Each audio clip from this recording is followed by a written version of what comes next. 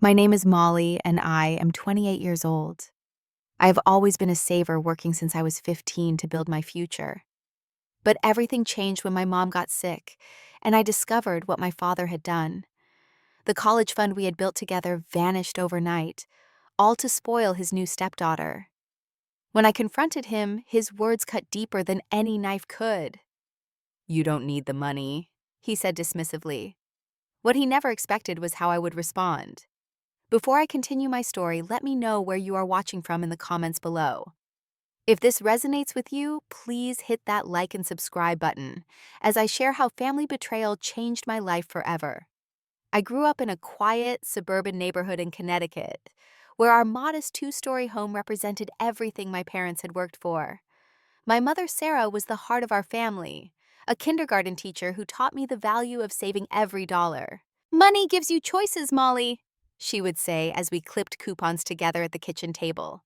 Those Sunday afternoons with spreadsheets and budget planners became our special ritual. My father, John, was different. He worked long hours as a sales manager for a manufacturing company, often coming home just in time for a late dinner. While my mother was warm and present, my father was more complicated.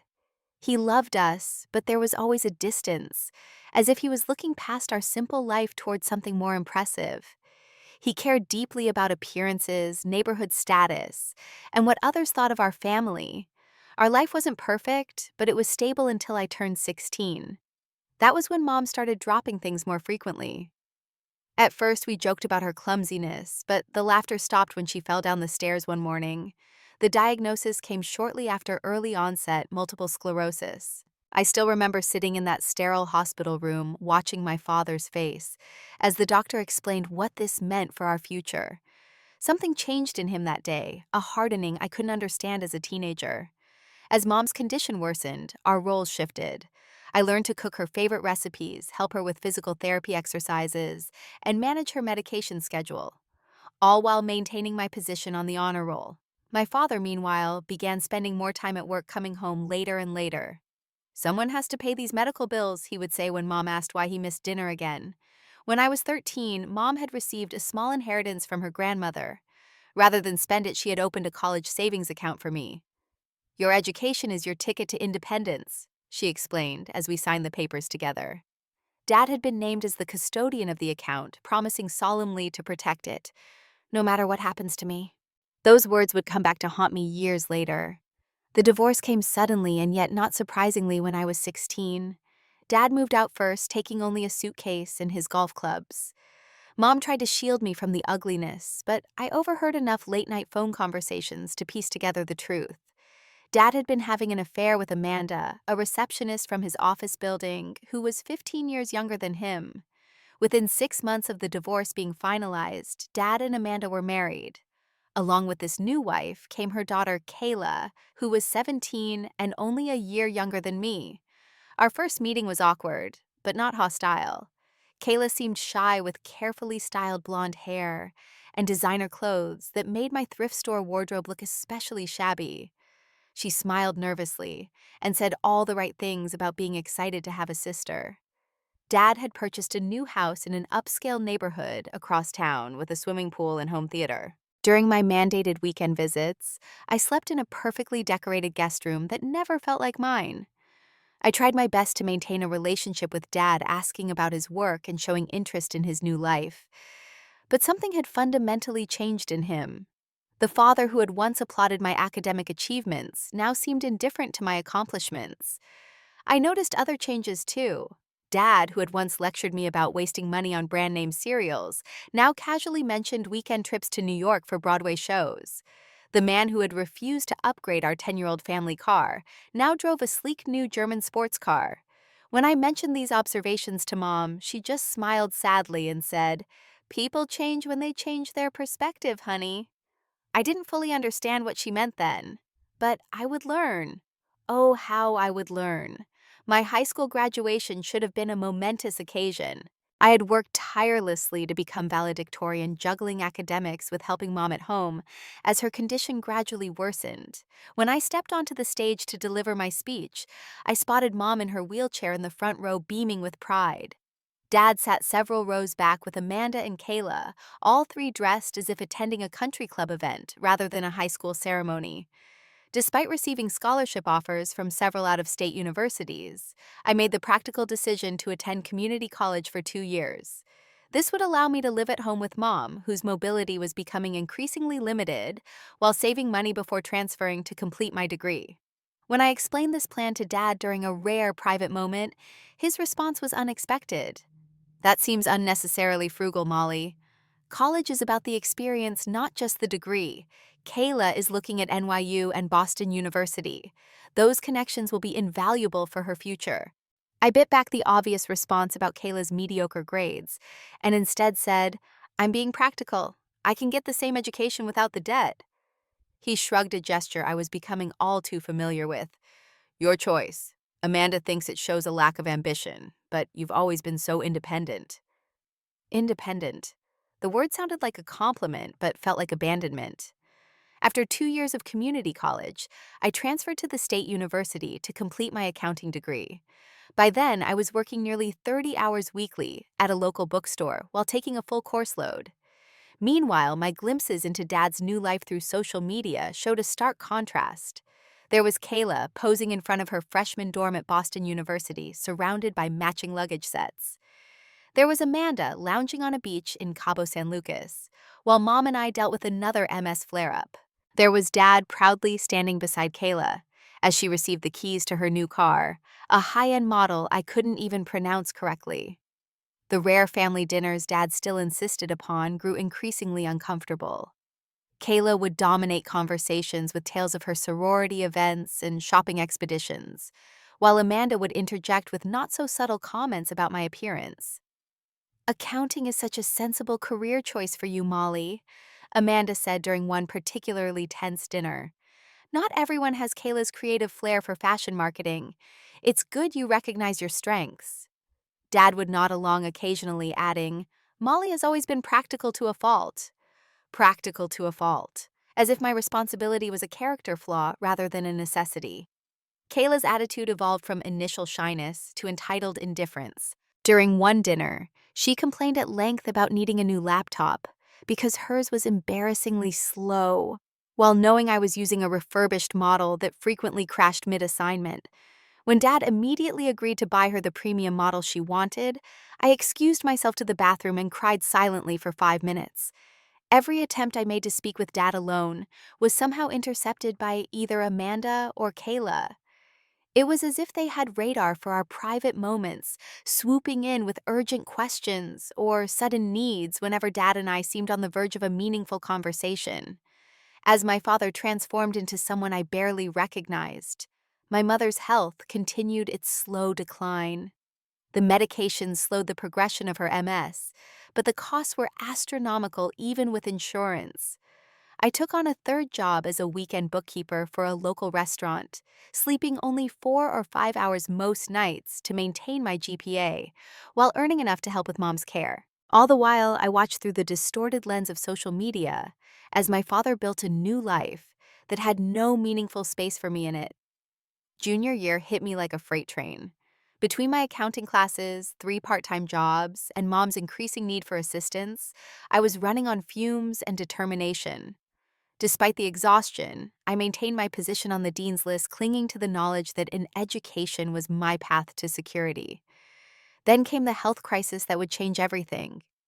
Mom developed a severe respiratory infection that her MS-compromised immune system couldn't fight.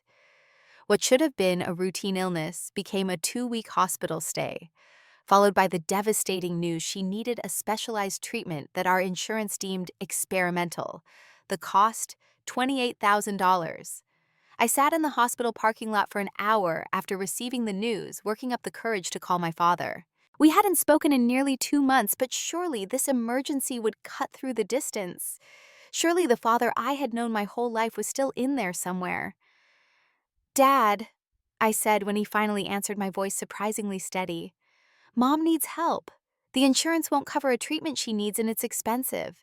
I've been saving, but it's not enough." The silence on the other end stretched for so long I thought the call had dropped. Finally, he cleared his throat. "That's unfortunate, Molly. Things are actually tight right now with the renovations and Kayla's tuition. Have you looked into payment plans? I had, of course. I had researched every possible option before making this call. The hospital requires half up front. Dad, this is Mom we're talking about. Your wife for 20 years. Ex-wife? He corrected, the coldness in his tone shocking me into silence. Look, why don't you come over for dinner this weekend and we can discuss it properly? I agreed, desperate, and hoping that a face-to-face conversation might yield a different response. The entire drive to his new house, I rehearsed what I would say, how I would appeal to the father I remembered, rather than the stranger he had become. When I arrived, the first thing I noticed was the brand new luxury SUV in the driveway, with a giant red bow on top. For one wild moment, I thought perhaps it was some grand gesture for me, a solution to our problems. Then Kayla bounded out of the house, car keys dangling from her fingers. Molly, look what Daddy bought for my birthday. Isn't it amazing? I stared at the vehicle whose price tag could have covered Mom's treatment with money to spare, and felt something vital break inside me. I walked into the dinner with a numbness that protected me from what was to come. The dining room table was set with the fine china reserved for special occasions. Amanda serving a roast that probably cost more than I made in a day at the bookstore. As we ate, I tried repeatedly to bring up Mom's situation, only to have the conversation redirected by Amanda's questions about my little accounting program, or Kayla's enthusiastic descriptions of her upcoming spring break trip to Paris. Finally, when dessert was served, I placed my fork down with deliberate care. Dad, I need to talk to you about Mom's medical treatment. She needs this to recover, and I can't afford it on my own. Amanda's smile tightened as she exchanged a glance with my father. Molly, I understand you're concerned, but Sarah's medical decisions and finances aren't really John's responsibility anymore. That's what the divorce settlement was for. Before I could respond, my father nodded. Amanda's right. I fulfilled all my legal obligations in the divorce. Your mother should have planned better for these contingencies. Planned better, I repeated, disbelief making my voice shake. For getting a disease that destroys her nervous system. For needing a treatment that didn't even exist when you were married. Don't be dramatic, Amanda interjected. Everyone has health problems eventually. My cousin has fibromyalgia, and she manages just fine without expecting handouts. I turned to my father, searching his face for any sign of the man who had once carried me to the emergency room when I broke my arm, who had sat up all night with me when I had chicken pox. Dad, please, this is Mom. His eyes flickered with something regret, perhaps, before hardening again. Your mother is not my problem anymore, Molly. I have a new family to take care of now. The words hit me with physical force, and I pushed back from the table so quickly my water glass toppled over, spreading across the expensive tablecloth. A new family, I repeated. So what does that make me? No one answered. Kayla studied her dessert with sudden interest, while Amanda began blotting at the spilled water with her napkin, muttering about the tablecloth being imported. I left without another word, driving through tears to my best friend Jason's apartment. He and his roommate Taylor listened as I poured out the whole awful story, then immediately started an online fundraiser for Mom's treatment. Between that, an additional student loan I took out, and the emergency credit card I had sworn never to use, we managed to cobble together enough for Mom's treatment. The experience changed something fundamental in me. I stopped checking Dad's social media. I stopped accepting his dinner invitations. I stopped hoping for the father I remembered to return. Independence wasn't just a trait anymore. It was the only option I had left. 2 years passed in a blur of graduation, starting my first professional job at a small accounting firm and managing Mom's care. The specialized treatment had worked, stabilizing her condition enough that she could remain in our small apartment with part-time care, rather than requiring a nursing facility. Between my entry-level salary and her disability benefits, we were getting by, but just barely. Then came the news that changed everything. Mom's neurologist recommended a new medication regimen that showed promising results in patients with her type of MS. The monthly cost was staggering, but it might slow the progression enough to give her back some independence. Insurance would cover part of it, but we still needed $12,000 for the first year of treatment. I sat at our kitchen table late into the night, recalculating our budget for the dozenth time, knowing the numbers wouldn't magically change. Then I remembered the college fund. I had never touched it, saving it as our absolute last resort. But Mom's health couldn't wait any longer. The next morning, I called the bank where the account had been established 15 years earlier. After verifying my identity, the representative pulled up the account information and paused. "Ms. Williams, are you aware of the recent account activity?" Activity. I repeated, "There shouldn't be any. I haven't accessed this account since it was created." "Well, according to our records, there have been multiple withdrawals over the past 3 years. The current balance is $4,722. The room seemed to tilt beneath me. "That's impossible. The account should have over $40,000 with interest. Who made these withdrawals?" "The custodian of the account, John Williams. As the custodian, he has legal access until you reach the age of 25 or the account is transferred solely to your name. Neither of those events has occurred according to our records." I hung up in a daze and immediately requested copies of all statements for the past 3 years. When they arrived by secure email an hour later, I spread them across my bedroom floor, a damning timeline of betrayal. The first withdrawal had happened shortly after Kayla's acceptance to Boston University. Another large sum disappeared the week before she received her car. Smaller withdrawals aligned perfectly with social media posts showing Kayla's shopping sprees and vacations. The most recent withdrawal, nearly $5,000, had occurred just last month. My father had been systematically draining my college fund to finance his stepdaughter's lifestyle. With shaking hands, I called my father's number. When he answered with a casual, "Hey, kiddo," the false affection in his voice made me physically ill. "Did you think I wouldn't find out?" I asked without preamble. A beat of silence. "Find out what, Molly? The college fund. You've been stealing from it for years." Another pause, longer this time. "I wouldn't call it stealing. As the account custodian, I've been making financial decisions in the best interests of the family." "My family or your family?" I asked, my voice breaking despite my best efforts. "Because that money was for my education. Money Mom set aside from her inheritance."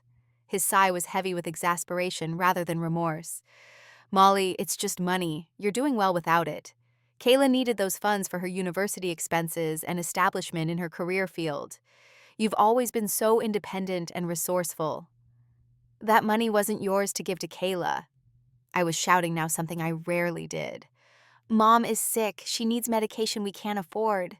That money was meant for emergencies like this." "Look, I can't discuss this over the phone. If you want to talk about it like adults, meet me at the Riverside coffee shop tomorrow at 10. I agreed, too angry and betrayed to argue further. That night, I barely slept, rehearsing all the things I would say to my father when we were face to face. When I arrived at the coffee shop the next morning, I was dismayed to see not just my father, but also Amanda and Kayla waiting at a corner table. This was supposed to be a private conversation, not a family council. Still, I straightened my shoulders and approached, determined to face all three of them if necessary. "I asked to meet with you alone," I said to my father as I took the empty chair across from him. "We're family," Amanda replied before Dad could speak. "If this concerns John, it concerns all of us." I took a slow breath, reminding myself that losing my temper would only undermine my position. "Fine. Let's talk about why $40,000 of my college fund has been diverted to Kayla's expenses." Dad leaned forward, his voice lowered as if concerned about eavesdroppers. "Molly, you're mischaracterizing the situation. As the account custodian, I have the legal right to determine how those funds are allocated." "Legal right doesn't make it morally right," I countered. "That account was established by Mom with her inheritance specifically for my education and future." Kayla shifted uncomfortably in her seat, at least having the grace to look embarrassed. Amanda, however, leaned forward with a tight smile. "Molly, the reality is that you didn't need that money. You got scholarships and went to community college. Kayla's education at Boston University is far more expensive." "That was my choice to be fiscally responsible," I said, my voice rising despite my best intentions. "And what about the withdrawals for her car? Her spring break trips, the shopping sprees I see all over Instagram?" Dad's expression hardened. "You don't need the money, Molly. You've always been independent. Kayla needs more support to find her way. My mother needs medication we can't afford. I said, tears welling up despite my determination not to cry. I came to you for help, and you turned us away while sitting on money that was rightfully mine. Your mother's medical expenses are not our concern, Amanda interjected, her voice sharp. The divorce agreement clearly outlined John's financial responsibilities, which he has more than fulfilled.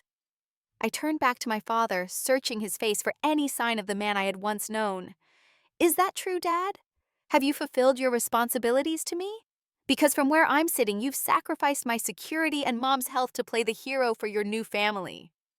His face flushed with anger. That's enough, Molly. I won't be vilified for making difficult family decisions. The money is gone, allocated to where it was needed most. Gone?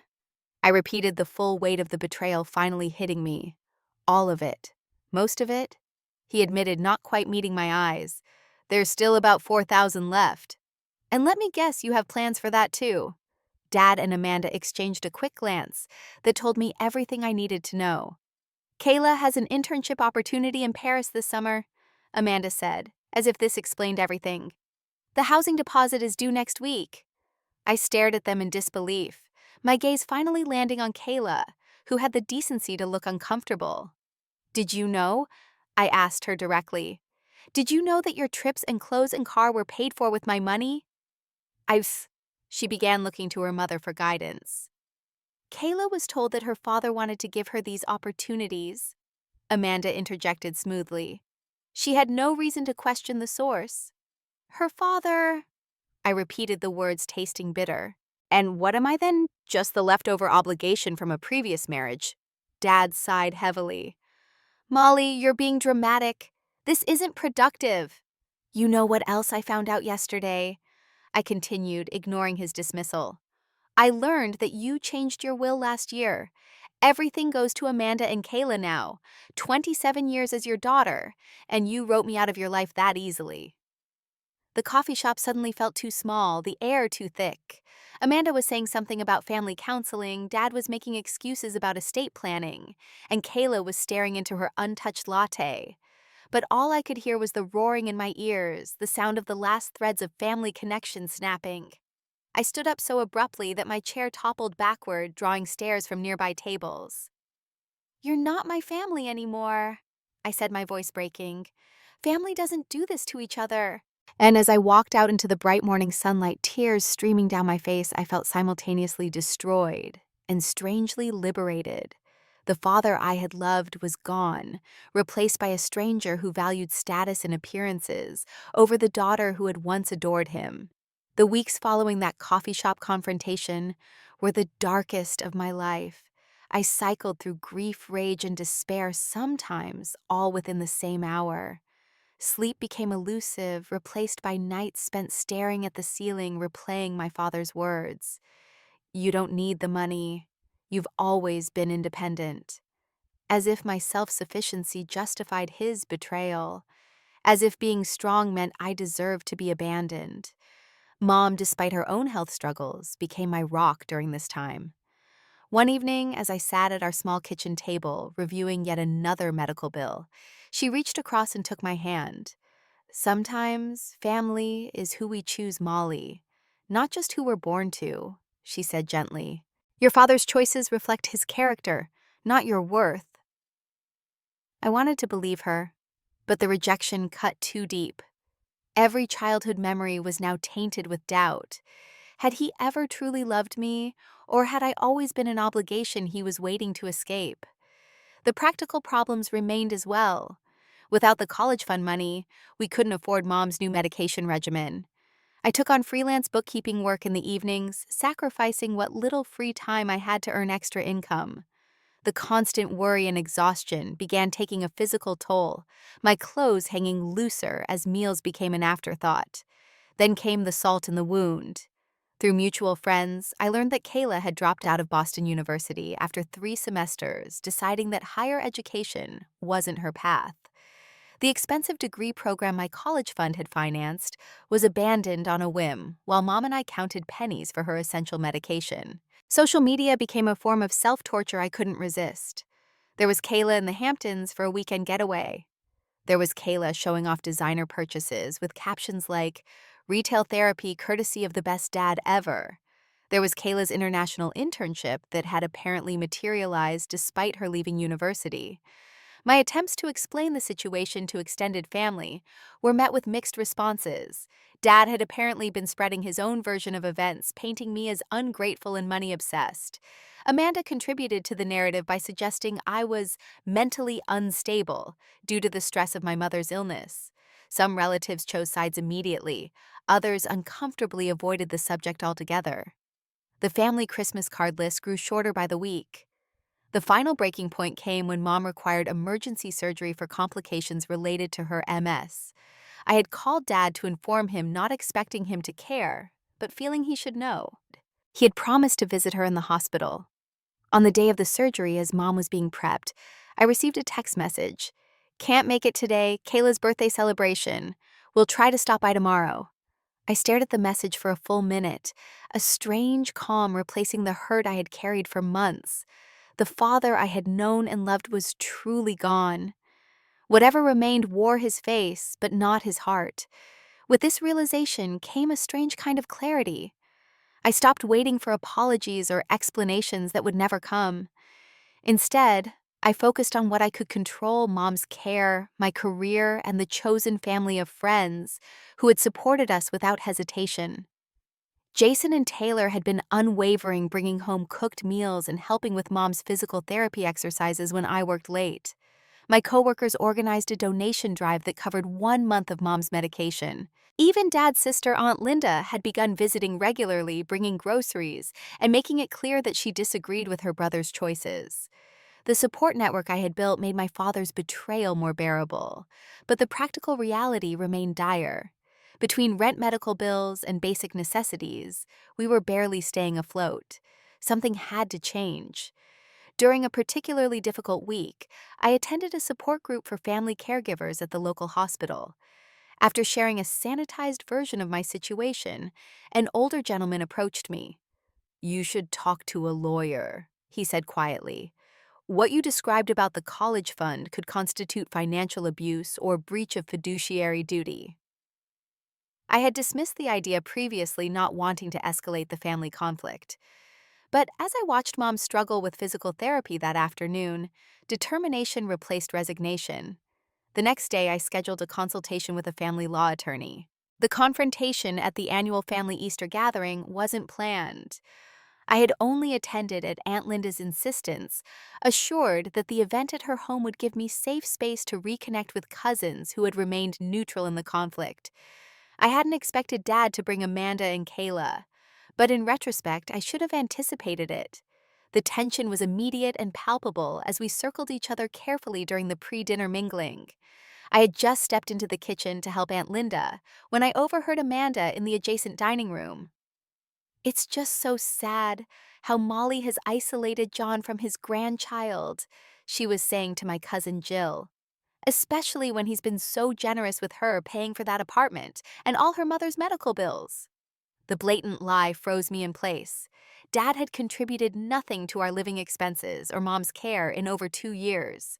Before I could process my response, Aunt Linda brushed past me, wiping her hands on a kitchen towel. "Amanda, I think you're confused about my brother's financial contributions," she said calmly but firmly. "To my knowledge, John hasn't provided any support for Sarah or Molly since the divorce." Amanda's face flushed. "Well, that's what John has told me. I'm sure he wouldn't lie about something so important." "Wouldn't he?" I said, finally finding my voice as I stepped into the dining room. The same man who drained a college fund that wasn't his to take. The same man who missed his ex-wife's emergency surgery for a birthday party. The room fell silent as more family members drifted in, drawn by the rising tension. Dad appeared in the doorway, his expression darkening as he assessed the situation. "Molly, this isn't the time or place," he said, his tone carrying a warning. "When is the time, Dad? When you've taken everything I have left. When Mom can't get the care she needs because the money that was meant for emergencies like this was spent on Kayla's vacations." Amanda stepped forward, her perfectly manicured hand resting on Dad's arm. "Molly clearly has some misconceptions about financial matters. Perhaps we should discuss this privately." "No more private discussions," I replied, surprising myself with my steadiness. No more lies. Everyone here should know exactly what kind of man my father has become. And so, standing in Aunt Linda's dining room, surrounded by the extended family who had known me since birth, I told the unvarnished truth about the college fund established with Mom's inheritance, about Dad's systematic withdrawals coinciding with Kayla's luxury purchases, about his refusal to help with Mom's medical treatments while claiming financial hardship, about being written out of his will in favor of his new family. As I spoke, I watched the faces around me register shock, disappointment, and, in some cases, confirmation of long-held suspicions. Dad's protestations about complex financial decisions and misunderstandings fell flat against the timeline of events I presented.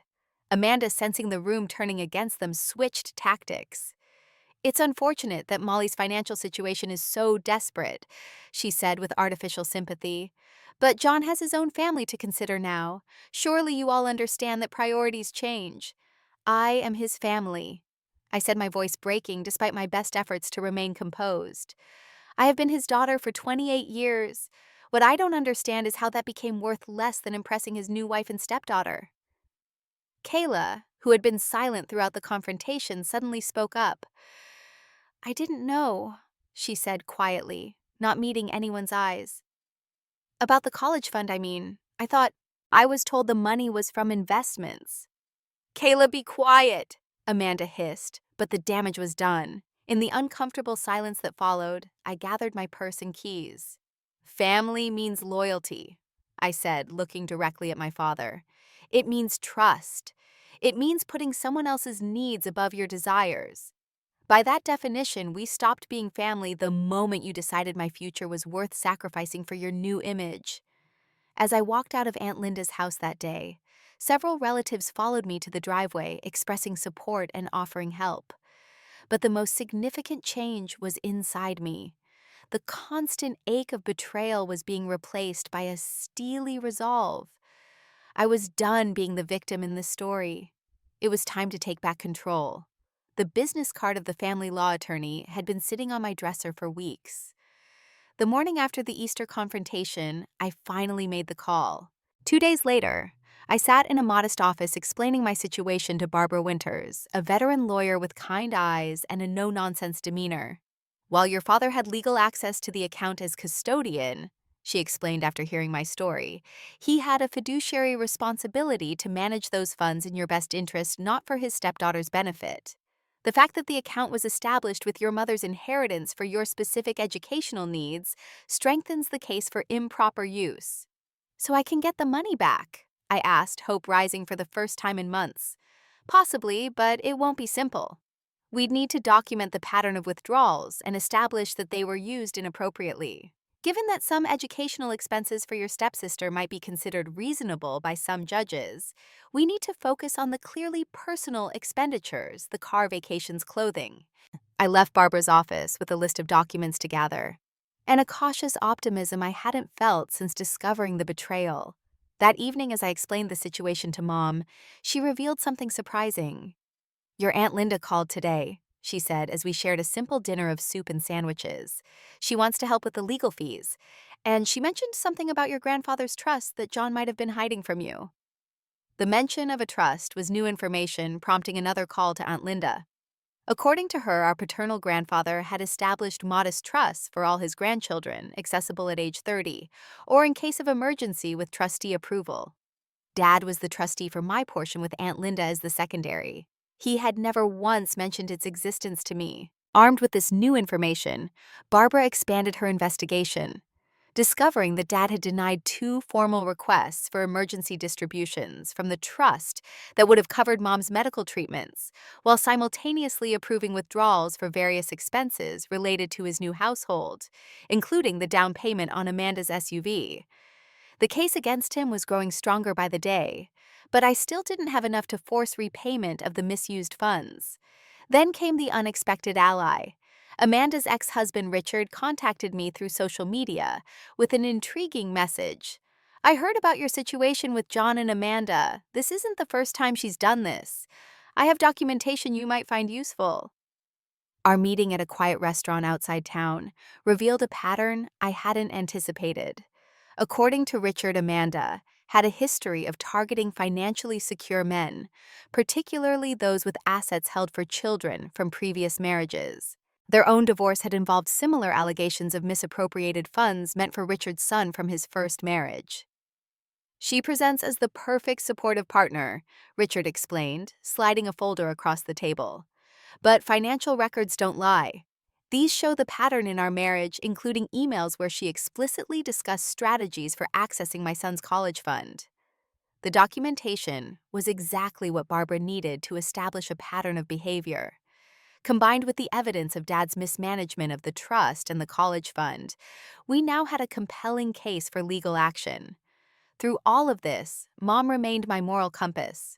When I expressed hesitation about taking legal action against my own father, she took my hand in hers, her grip weaker than before, but her conviction strong. "Some people only learn through consequences, Molly," she said gently.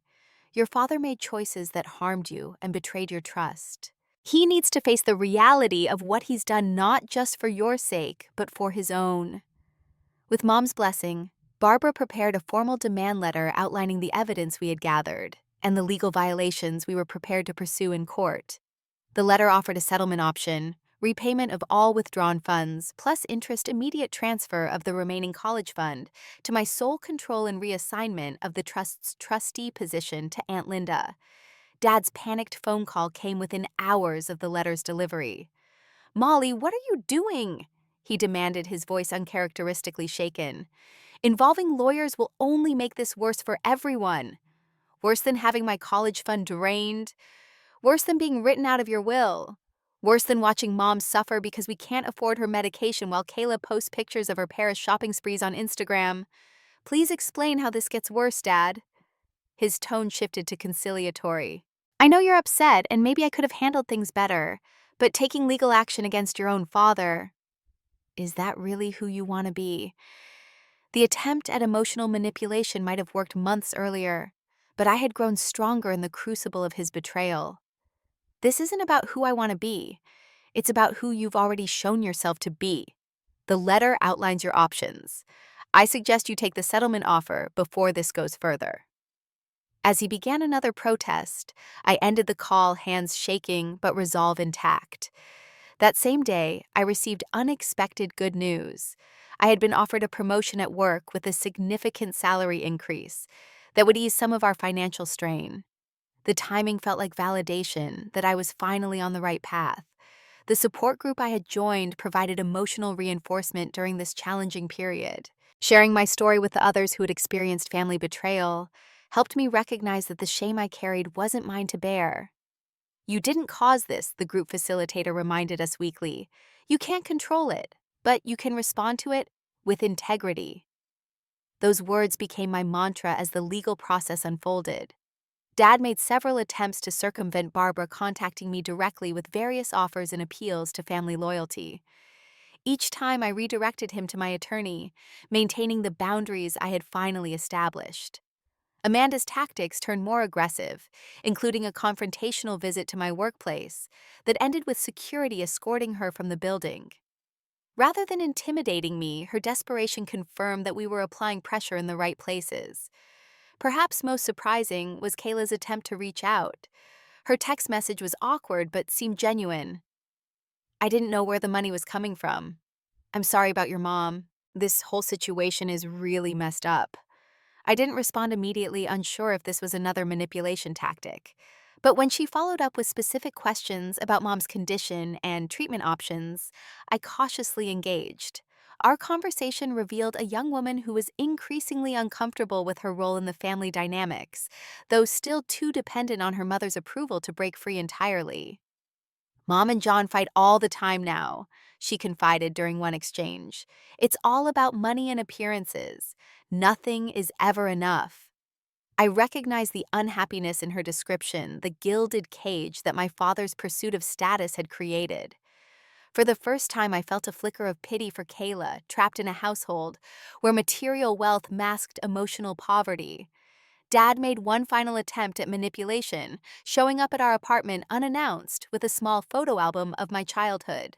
Remember this fishing trip? He asked, pointing to a faded photograph of us standing proudly with a modest catch. You were always my little buddy. How did we end up here with lawyers between us? I looked at the stranger sitting on our worn couch, holding memories hostage in an attempt to avoid consequences. We ended up here because you chose a new life that didn't have room for your old obligations. You chose Dad, and now I'm choosing to protect myself and Mom since you won't. The settlement agreement arrived 3 days later, signed and notarized. Dad would repay the full amount withdrawn from the college fund, with interest transfer the remaining balance to my sole control, and step down as trustee for my grandfather's trust in favor of Aunt Linda. In exchange, I would not pursue further legal action or make the details public. It wasn't justice exactly, but it was accountability. And for now, that would have to be enough. The repayment arrived in a single wire transfer, the impersonal transaction a fitting end to what had once been a loving father-daughter relationship. After confirming the funds were secure, the first check I wrote was for Mom's medication, a full year's supply paid in advance. With the immediate financial crisis resolved, I could finally make longer-term plans. The first decision was moving Mom to a specialized care facility that offered the physical therapy and treatment protocols her condition required. The place we found was small home-like and staffed by compassionate professionals who treated Mom like a person, not a collection of symptoms. On moving day, as I arranged family photos on the dresser in her new room, I deliberately included one of Dad from happier times. Despite everything, he was still part of our history. Mom noticed and smiled sadly. "You've grown into such a strong woman, Molly," she said, adjusting the frame slightly. "Stronger than I was at your age." "I had a good teacher," I replied, squeezing her hand gently. The settlement money provided security, but more importantly, it represented the reclaiming of what was rightfully mine. No longer would I watch social media posts of my inheritance being squandered on luxury items, while Mom and I struggled. The power imbalance had shifted, and with it, my perspective on the entire situation. 2 weeks after the settlement was finalized, Dad asked to meet. Against Barbara's advice, I agreed, choosing a public park where we had once held family picnics. He arrived alone, looking noticeably older than he had just months before. "Amanda's left," he said without preamble, as he sat beside me on the weathered bench. "She filed for divorce last week." I waited, unsure how to respond to this revelation. The settlement, it required liquidating some investments. Then she found out about the trust fund I had set up for her shopping habit. When she realized the money was gone, so was she. He laughed bitterly. "Turns out I was just the bank account all along." There was a time when this admission would have satisfied some vindictive part of me, but now I felt only a hollow sadness for the broken man beside me. "I'm sorry it ended that way," I said, surprising myself with the sincerity in my voice. "Are you?" he asked, studying my face. "After everything I did, I can be sorry for your pain while still holding you accountable for your choices, Dad. They're not mutually exclusive." He nodded slowly, eyes fixed on the children playing at the distant playground. "Kayla's been asking about you. She's moved into an apartment with roommates going back to community college in the fall." "She texted me," I acknowledged. "We've talked a little." "She said you've been giving her advice about budgeting and financial aid applications." I shrugged. "She asked, I answered. It's not her fault you and Amanda created this situation." We sat in silence for several minutes, the weight of all that had happened settling between us. Finally, Dad spoke again, his voice rough with emotion. "I lost sight of what mattered, Molly. Trying to impress Amanda, trying to buy Kayla's affection, trying to be someone I thought was more successful than the man your mother married. I traded the real for the superficial, and I lost everything that actually mattered in the process." His words couldn't erase the hurt or rebuild trust destroyed by years of betrayal, but they were the first honest acknowledgement of the damage he had caused. It was a beginning, though what exactly was beginning remained unclear. Our relationship now exists in a carefully neutral territory, not close, but not estranged either. We speak monthly, our conversations focusing on Mom's health and my career rather than the past. He visits her at the care facility, occasionally these meetings more comfortable without my presence as buffer and witness. Amanda's departure proved to be the catalyst for other changes in Dad's life. He sold the large house, moving to a modest condo closer to his office. The sports car was replaced by a practical sedan. Whether these changes reflected financial necessity or personal growth remained to be seen, but the ostentatious lifestyle that had been the backdrop for his betrayal was gone. Kayla's journey has been more surprising. Free from her mother's influence, she's shown a determination I wouldn't have expected, working part-time while attending community college classes in business administration. Our relationship is complicated by history, but evolving into something resembling friendship. She recently asked if she could accompany me on a visit to Mom, a request that would have seemed impossible a year ago. As for me, my promotion came with a move to the firm's specialized healthcare accounting division, where my personal experience with navigating medical billing systems proved unexpectedly valuable. The increased salary, combined with the recovered funds, has finally provided the security Mom and I desperately needed. With some of the settlement money, I established a small foundation providing emergency grants to families caring for relatives with MS. The first recipient was a single father whose situation painfully mirrored what Mom and I had experienced. Watching his relief when the grant was announced brought healing I hadn't known I needed. The experience of betrayal and recovery has changed me in ways I'm still discovering. I'm more cautious with trust, but also more confident in my boundaries. I've learned that family can be redefined, expanded beyond blood to include those who show up when needed most. Jason and Taylor remain constants in my life, as does Aunt Linda, whose weekly visits to Mom have become a bright spot for both of them. I'm even cautiously exploring romance, having recently begun dating Michael, an architect I met through the hospital's caregiver support group. His patience with my trust issues and understanding of my caregiving responsibilities has been a welcome surprise in a world that often seems designed for people with simpler circumstances. The hardest lesson, perhaps, has been accepting that some relationships cannot be fully restored. The father who tucked me in at night and taught me to ride a bike exists now primarily in memory. The man who shares his name is someone I'm still getting to know, someone who must earn back trust incrementally with no guarantee of success. Yet there is peace in this acceptance, a freedom from the desperate need for his approval that once defined so much of my identity. I am my mother's daughter too, carrying her resilience and capacity for compassion, even in the face of profound hurt. These qualities serve me better than bitterness ever could. Mom's health has stabilized with the proper care, her good days now outnumbering the bad. During a recent visit, as we sat in the facility's garden, watching butterflies dance among the flowers, she squeezed my hand and said, "Everything that happened, as painful as it was, led us here. And here isn't such a bad place to be, is it?"